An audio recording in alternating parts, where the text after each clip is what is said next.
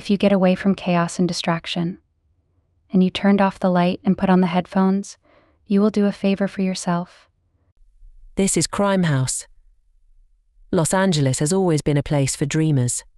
For over a century, people from all over the world have flocked to Lair, hoping to make it in the entertainment industry. But in the 1980s, a different sort of dreamer popped up in Southern California. These young men, boys, really, weren't transplants from the Midwest stepping off a bus with nothing more than a suitcase and a dream.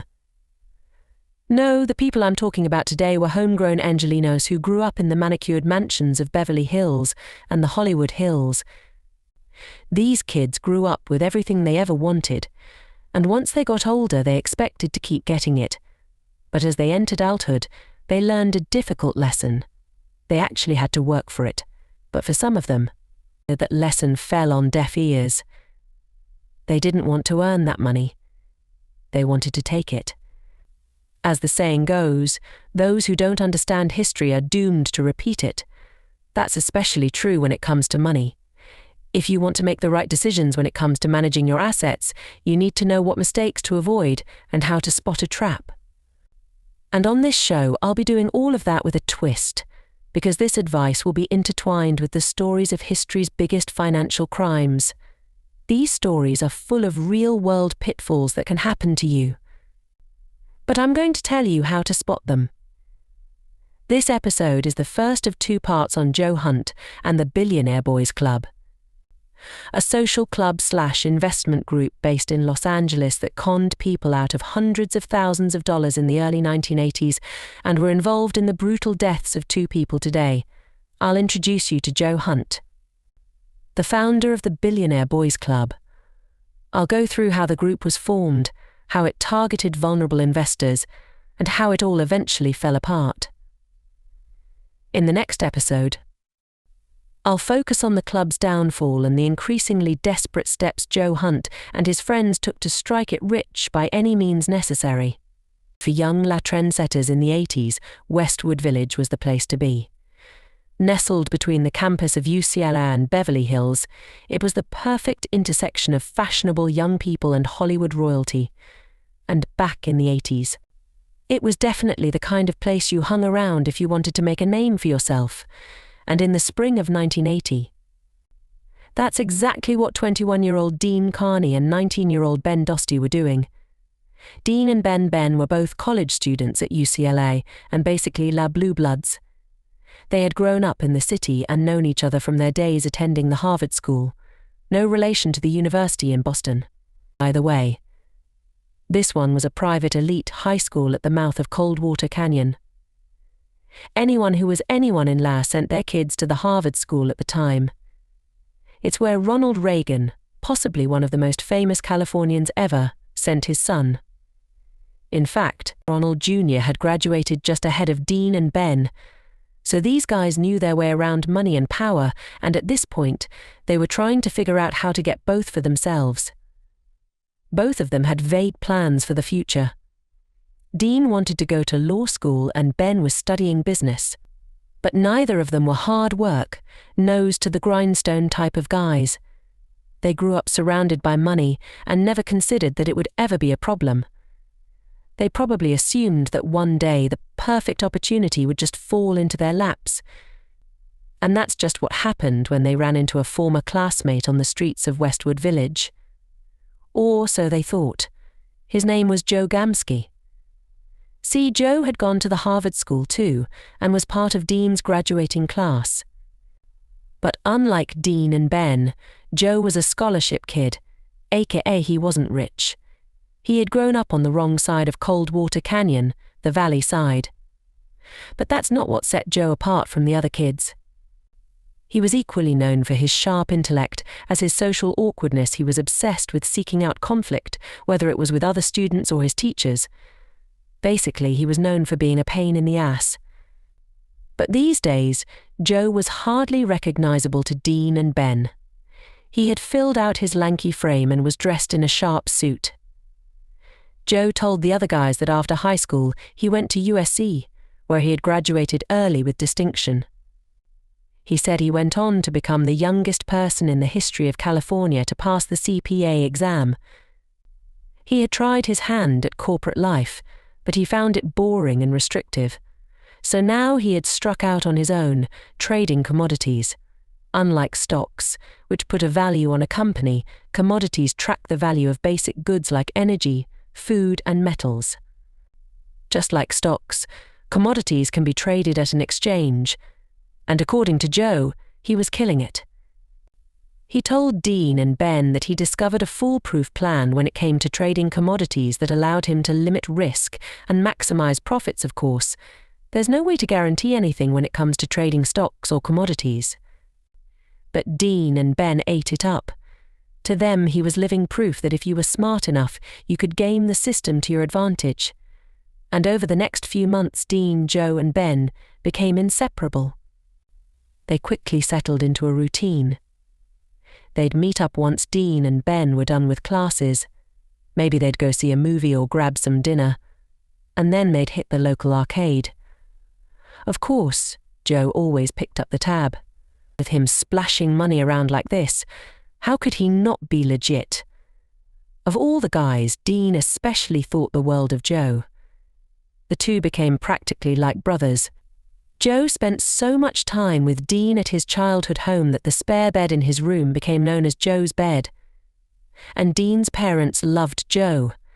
They admired his ambition and appreciated how it was rubbing off on their son Dot, and the three boys had made big plans. After Joe soured on corporate life, he dreamed of creating a group of like-minded guys with big ideas. The type who didn't need to rely on traditional power structures to turn their visions into reality. In his mind, it would be half a social club and half an investment group, and with Joe's talents as a commodities trader and Dean and Ben's connections to the city's richest families, why couldn't something like this work? It seemed possible. There was just one hurdle: getting the funds they needed to get a venture like this off the ground. So they decided that Joe would move to Chicago, where one of the main commodities exchanges was located. It's also the exchange where I got my start. Joe would be in the thick of the action and could maximize his profits better than he could in LA. But to make it work, they needed much larger sums of money than they currently had available. That's where Dean and Ben came in. On top of their social connections, they had access to a giant cash reserve their families. But in order to convince Dean and Ben's parents to invest with Joe, he had to prove he had the goods. So in the fall of 1980, Joe moved to Chicago. He passed the licensing test for the Chicago Mercantile Exchange in October and started trading in November. By the end of his first week, he told Dean and Ben that his profits were in the 5-figure range. And when Joe came back to Los Angeles for Thanksgiving, the three boys decided it was time to strike. Ben's parents weren't quite ready to commit yet, but Dean's parents were more than happy to hear Joe's pitch. According to the book The Price of Experience, Money, Power, Image, and Murder in Los Angeles, Joe told the carnies that he had designed a virtually fail-safe investment, a system that tied together 4 or 5 spread positions, creating a cross-index calibration of marketplaces that permitted him to adjust risk to the point of non-existence. Sounds good, doesn't it? But also, it sounds complicated. And that's how Joe fooled them. It's easy to look at this situation and say, well, they should have just asked Joe a few basic questions. But that's easier said than done. We've all been in a situation like this. Someone with a lot of expertise explains some complicated idea to you, and when they ask you, does it make sense? You can't help but smile and nod. After all, no one wants to look like a fool, especially not in front of someone they respect. That being said, there is a way you can protect yourself in a situation like this. And it may sound callous, but when it comes to your money, don't trust anyone. Yes, I know, it seems simple, but it takes a lot of guts to stand up to someone in a situation like this. Remember, you are your own best advocate, and anyone who knows what they're doing will be happy to answer your questions. So remember, if you're ever meeting with someone who wants to handle your money, don't ever sign anything until you understand exactly what you're getting into. Unfortunately, Dean's mum fell for Joe's overcomplicated gibberish hook, line and sinker. She gave Joe $150,000 of her own money right then and there. And that wasn't all. Dean's mum also looped in some of her other wealthy friends to invest with Joe, and those friends convinced their friends too. By the time it was all said and done, Joe was heading back to Chicago with somewhere around $700,000. His investors would never see that money again after coming back to Chicago. Joe Gamsky got to work. He wasn't afraid to put his investors' money on the line. Joe quickly gained a reputation for being a bold trader who liked to take on big risks in favor of even bigger rewards. Joe also decided it was time to take on a new name. Now, he was known as Joe Hunt. But besides the new name, not much had changed about him. Joe was still generous to a fault, and the first thing he did after landing in LA for Christmas was take Dean Carney and Ben Dostie out to a fancy dinner at the Beverly Hills Hilton. He also invited his buddies on a completely paid vacation to New York City for the holidays. Dean and Ben asked Joe in early 1981 to help them pay for a lease on an apartment in Beverly Hills. He said, no problem, as long as they could cover the down payment, he'd send the money for the rest by March. But March came and went, and no word from Joe. Dean and Ben kept trying to call him, but he wouldn't answer. Eventually, his answering machine was turned off. Then his phone was disconnected. Dean and Ben were in a complete panic. If Joe didn't send them the money soon, they'd have to go to their parents and ask for help. Thankfully, Joe finally got back to them at the beginning of April. But the news wasn't good. He couldn't help them out after all. The money was gone, according to Joe. His trading account had ballooned up to $14 million. But someone who had lost out on a lot of money got angry and squeezed him out of his positions. The account was practically down to zero. Whether Joe was telling the truth or not, the money really was gone. But he assured everyone that it was just a temporary setback. He promised he'd make it all back and then some. That was all they needed to hear. Joe had never led them astray before, and why should they doubt him now? But the compliance authorities at the Chicago Mercantile Exchange weren't as trusting, and they rightfully had some questions. At least one of Joe's investors wanted to understand where the money had gone. That led to an internal investigation, and it revealed some very interesting things about Joe. It turns out that Joe hadn't graduated from USC early. He hadn't even graduated at all. He had dropped out halfway through his sophomore year, and although he did pass the CPA exam at 19, he wasn't the youngest person in California to have done it. He also wasn't registered as a CPA. He had passed the test, but he never put in the required training to be licensed if that was all Joe Hunt had lied about. Then sure, it wouldn't have been that big of a deal. But it didn't stop there. Joe had been sending his investors fraudulent trading statements, and he wasn't even registered to trade their money. Unsurprisingly, Joe was suspended from trading in September of 1981, and after a formal hearing in February of 1982, he was officially banned from trading at the Chicago Merc.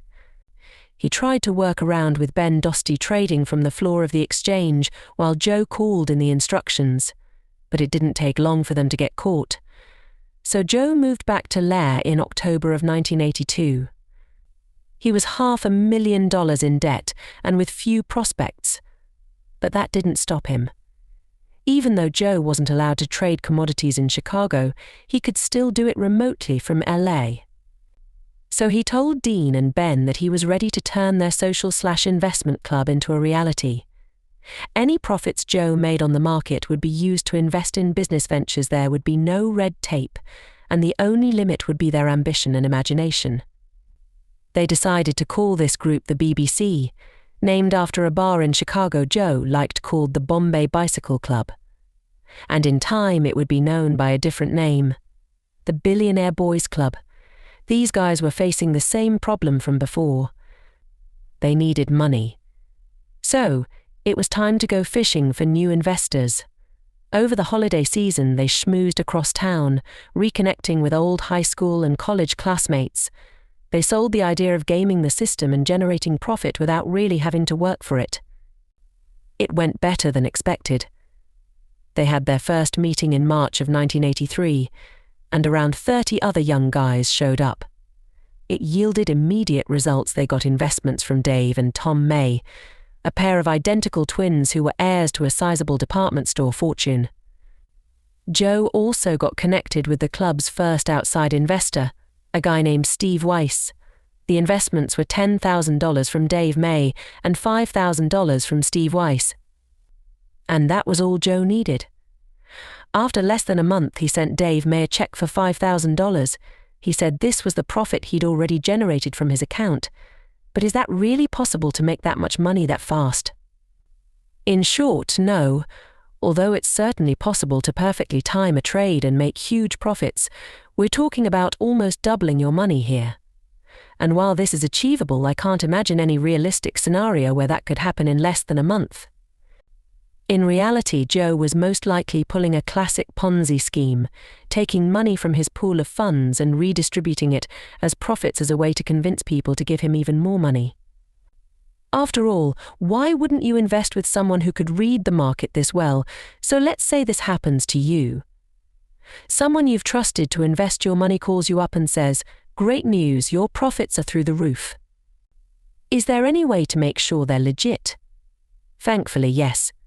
The first thing you need to do is ask for a prospectus. In case you're not familiar with trading, this is a document used in both stocks and commodities that provides details on investments. It verifies that what's being traded is real and you're actually investing in something, and if Joe Hunt's investors had asked for this, they probably would have realized that these so-called profits are a bunch of baloney. But they didn't. Joe's plan worked perfectly. The May twins immediately invested an additional $150,000.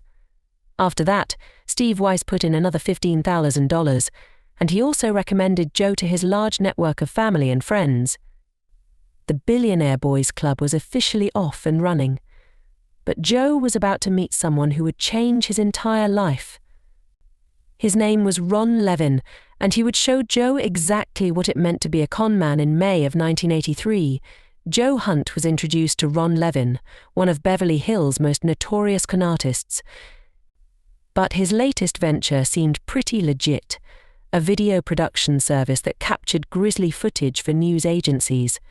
Ron was flush with cash, and Joe was determined to convince him to part with it. Joe spent the late spring and early summer of 1983 trying to woo Ron with the same promises of huge profits and minimal risk. And in late June, Ron agreed to have Joe manage a commodities account for him worth $5 million. Any profits Joe made would be split 50-50. This was Joe's big chance to prove himself as a commodities trader. But he totally blew it. By the beginning of August, the account was down to less than $500,000. But suddenly, things started to change. Joe's aggressive investments with Ron's money began to pay off. And by mid-August, his account with Joe had ballooned to almost $14 million. Joe was looking at making $4 million for a couple of months of work. And it was coming just in time because Joe's other investments weren't doing so great. He had been investing at another firm with the money from the May twins, Dean Carney and Ben Dostie, and a few other guys from the Billionaire Boys Club. Now, those investments were completely underwater and the accounts were closed. They owed tens of thousands of dollars. He needed the money from Ron to cover their losses. But in order to do that, he had to get the money from Ron Levin. And that was easier said than done. Ron repeatedly shrugged Joe off and promised that the money would come soon. Finally, he said he couldn't give Joe the money, but he offered him something better. Ron said he had invested the $14 million in a mall outside Chicago, which could give the Billionaire Boys Club a piece of prime real estate. And for them, that was too good of a deal to pass up. Remember, this was the 80s when malls were a big deal. If they sat on this for a few years, the profits would be unimaginable. But Joe didn't take Ron at his word. He asked him to see the title to the mall. To no one's surprise, Ron kept making excuses and wouldn't show it to him. Eventually, Joe got fed up with waiting and called the trader who had been running Ron's brokerage accounts in October of 1983.